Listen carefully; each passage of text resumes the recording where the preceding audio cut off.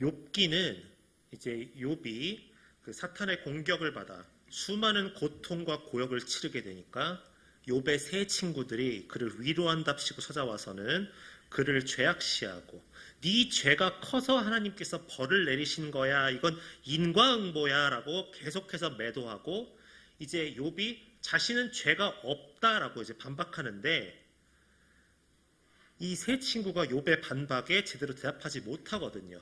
그래서 지켜보고 있던 젊은 청년 엘리후라는 사람 하나가 이 논쟁에 끼어듭니다.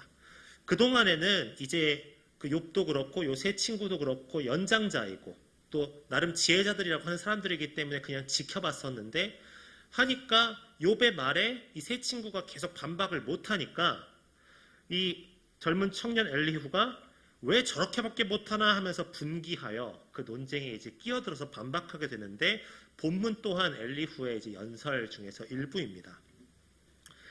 엘리후는 여러 장에 걸쳐서 이제 욥에게 하나님의 인도하심에 순종할 것을, 복종할 것을 집요하게 권면하고 있습니다. 그리고 자기의 말은 하나님을 위한 것이다.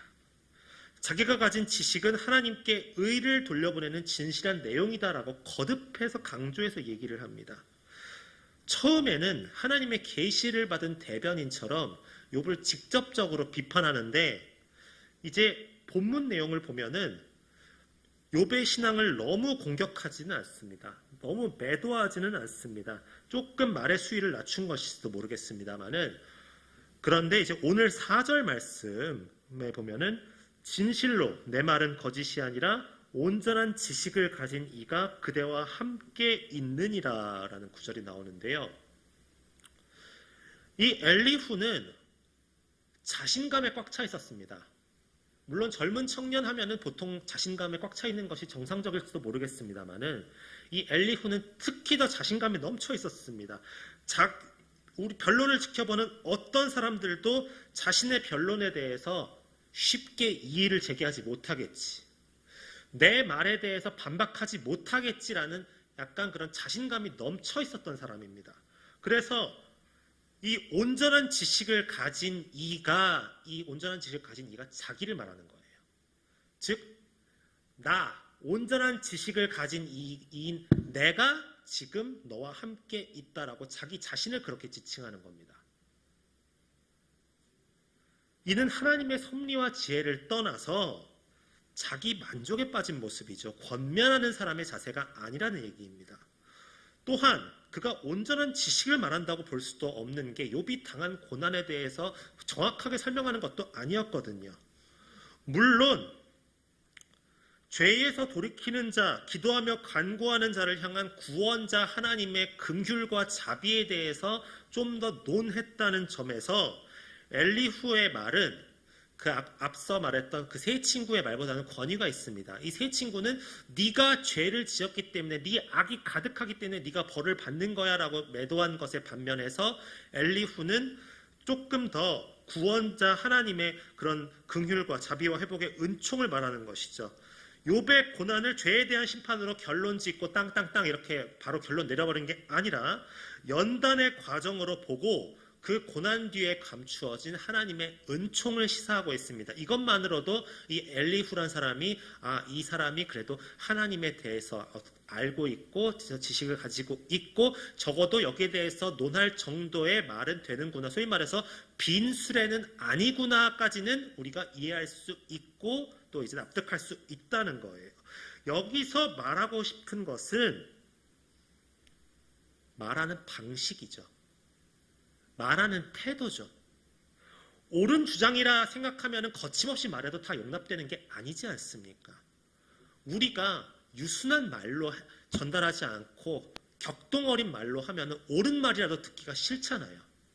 같은 얘기라고 하더라도 같은 권면의 말이라고 하더라도 상대방의 자존심을 깎아가면서 얘기하면 듣기가 싫잖아요. 엘리후도 마찬가지입니다.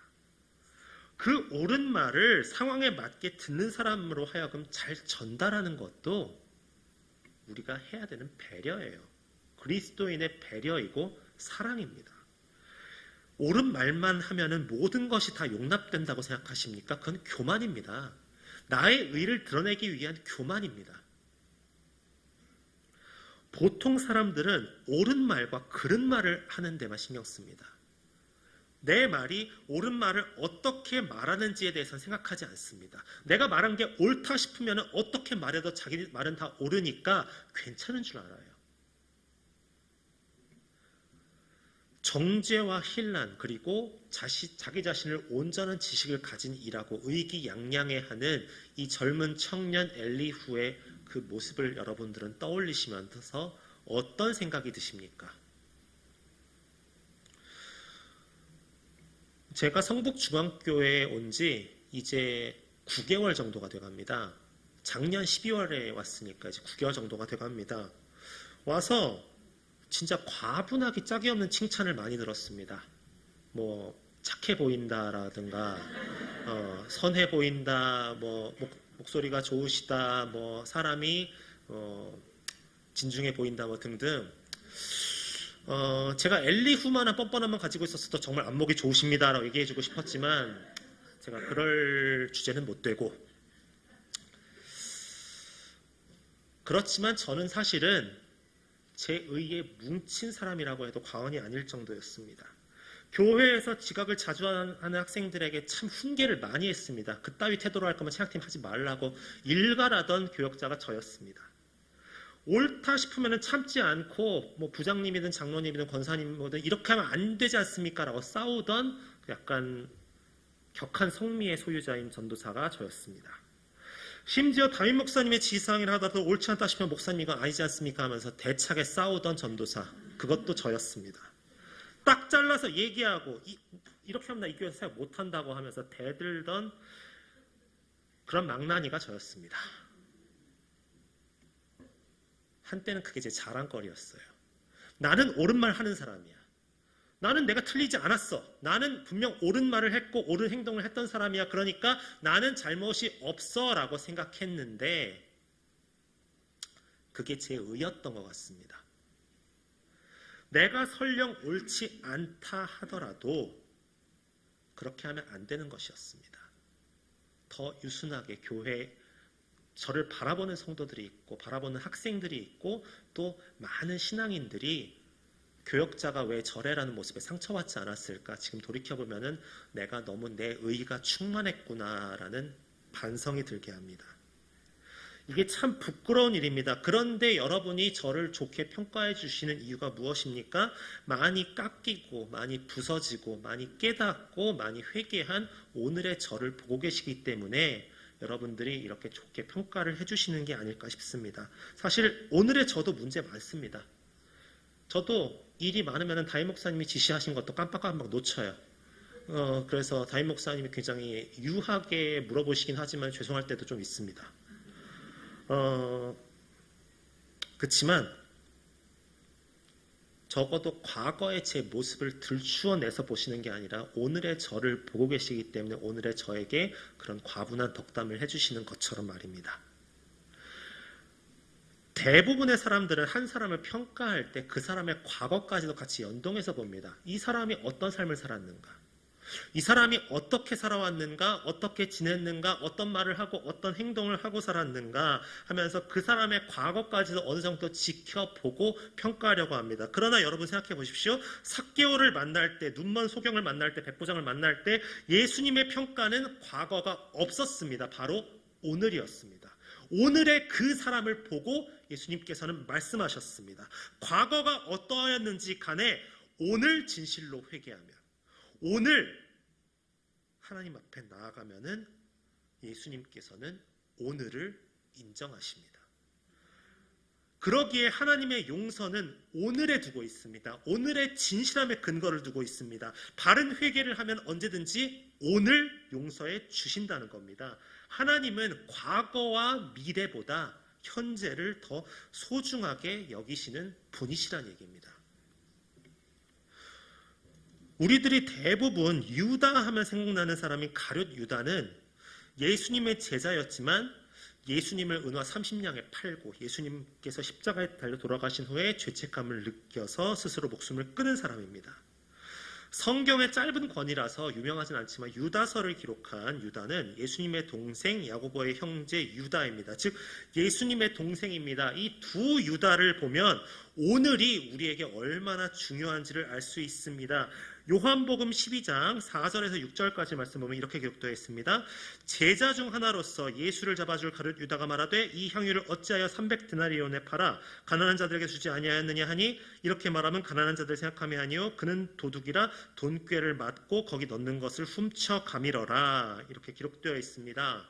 가룟 유다는 예수님의 12제자 중 한 사람이었습니다. 그런데 여러분 생각해 보십시오. 보통 돈 관리는 어떤 사람에게 맡깁니까?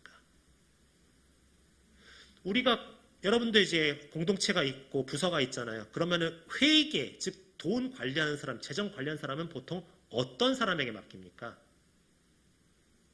굉장히 명석한 사람, 똑똑한 사람, 계산이 빠르고 정확한 사람.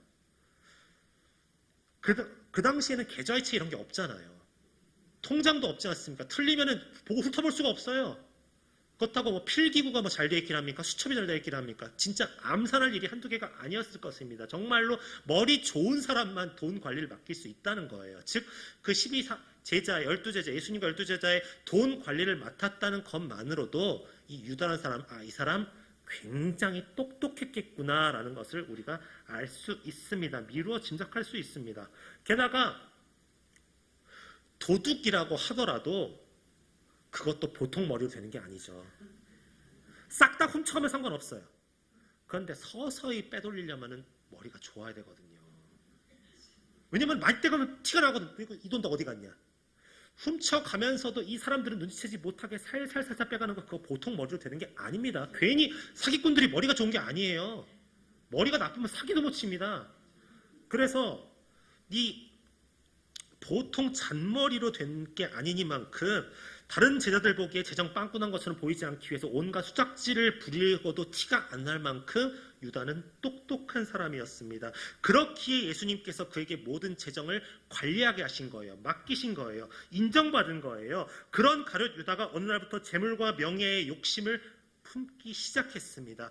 요한복음 13장 2절에 보면은 마귀가 벌써 시몬의 아들 가룟 유다의 마음에 예수를 팔려는 생각을 넣었더라고 나와 있습니다. 자신의 생각과 욕망을 중심으로 예수님을 보니까 실망하기 시작하는 거예요.